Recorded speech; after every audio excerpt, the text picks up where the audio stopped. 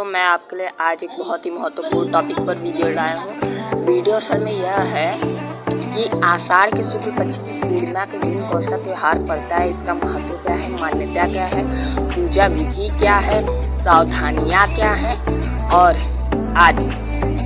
तो समय गवाते हुए नहीं, सीधे शुरू करते हैं अपने वीडियो का टॉपिक।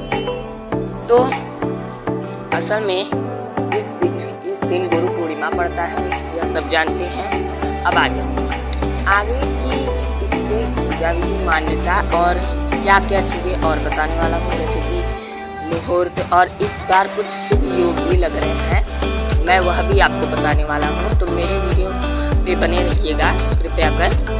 तो समय न गवाते हुए सीधे हम शुरू करते हैं अपना वीडियो। तो चलिए अब पहले जान लेते हैं इस बार क्या क्या शुभ योग बन रहा है। इस बार 3 शुभ योग बन रहे हैं, विषकुंभ शुभ योग, प्रीति योग और आयुष्मान योग। विषकुंभ योग लग रहा है सुबह 6:12 तक, उसके बाद प्रीति योग लग रहा है 25 जुलाई 3:16 तक, और इसके बाद आयुष्मान योग रहेगा 26 जुलाई तक पूरा। विषकुंभ योग लग रहा है 24 जुलाई को। इस बार पूर्णिमा तिथि कब से शुरू हो रहा है, इसका समय जान लेते हैं। पूर्णिमा तिथि 23 जुलाई 2021 दिन शुक्रवार की सुबह 10:43 से 24 जुलाई 2021 दिन शनिवार की सुबह 8:06 तक है।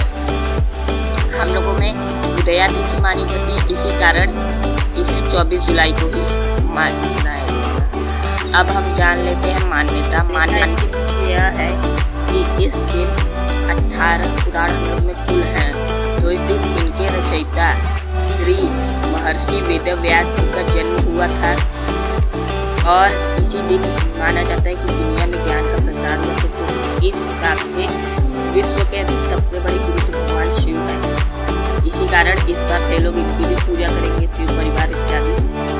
तो आगे चलिए महत्व मान लेते हैं। महत्व है कि इस दिन गंगा स्नान करने के बाद दान दक्षिणा करने से बहुत ही शुभ फल मिलता है। इस दिन बरगद के पेड़ की पूजा करनी चाहिए, खीर का दान करना चाहिए इत्यादि।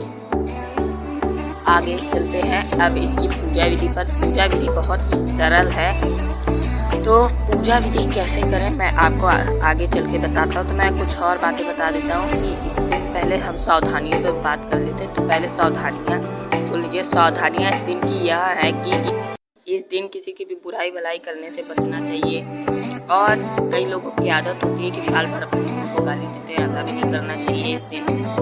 और इस दिन किसी भी भिखारी को या फिर भिक्षुक को अपने द्वार से खाली हाथों नहीं भेजना चाहिए इत्यादि।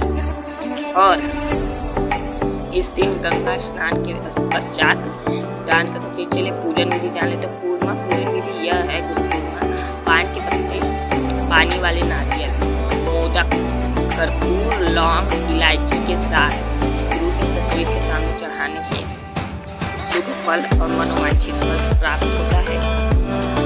अब इस दिन क्या क्या इत्यादि मनाए जाते हैं तो जानने से पहले तो आप मेरे वीडियो को सब्सक्राइब और लाइक कर दीजिए, तब हम आगे बढ़ते हैं। तो आइए दोस्तों, पहले कुछ महत्वपूर्ण बातें जान लेते हैं। तो महत्वपूर्ण बातें जानने के लिए मेरे इस वीडियो पे टिके रहिए। आगे दोस्तों जानते हैं और भी कई बातें।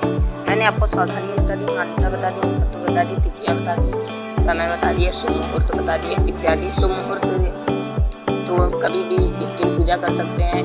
मान्यता अनुसार इस दिन कहा यह भी जाता है कि शिव पुराण में इसी दिन भगवान शिव ने सप्त ऋषियों को शिक्षा देकर उनसे गुरु दक्षिणा लेने के बाद पश्चात उन्हें छोड़ दिया था। इसी कारण इसे गुरु पूर्णिमा के पर्व के रूप में मनाया जाता है। अब जान लेते हैं कि इस दिन किस किस देवी देवताओं की पूजा करनी चाहिए। तो इन दिनों हर एक देवी देवताओं की पूजा करनी चाहिए, इससे शुभ फल प्राप्त होता है इत्यादि। तो चलिए आगे बताते हैं हम कौन कौन से देवी देवताओं की पूजा करते हैं। तो इस दिन हमें गणेश भगवान की पूजा करनी चाहिए। इस दिन भगवान शंकर माता पार्वती की पूजा करनी चाहिए। इस दिन हमें चंद्रमा की पूजा करनी चाहिए, क्योंकि यह औषधीय के देवता होते हैं चंद्रमा। इस दिन माँ गंगा की पूजा करनी चाहिए। इस दिन भगवान विष्णु माता लक्ष्मी की एक साथ बैठी प्रतिमा में पूजा करनी चाहिए। इस दिन भगवान गणेश की पूजा करनी चाहिए और भगवान गणेश के सामने मोदक अर्पित करने चाहिए। किस अब जानते हैं कि और क्या क्या चीज़ें ज़रूरी हैं। तो इस दिन को एक और पर्व में मनाया जाता है जिसे कहा जाता है आषाढ़ी। आषाढ़ी के दिन हर गांव देहात में जौ का आटा घरों में छिटवाया जाता है। इससे सावन भर जो भी सांप बिच्छू इत्यादि निकलते हैं यह सब घर के अंदर प्रवेश नहीं करते।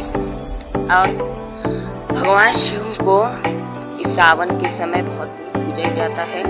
तो मैं आगे आपको एक और वीडियो दूंगा जिसमें मैं भगवान शिव की पूजा विधि बताऊंगा। दोस्तों मेरे वीडियो में इसी तरह बने रहेगा और अधिक अगर कोई भी बात का मन में लग रहा हो तो मुझे सीधे कमेंट बॉक्स में बताइएगा, मैं आपके उसका सॉल्यूशन करूंगा। थैंक्स फॉर वॉचिंग दोस्तों।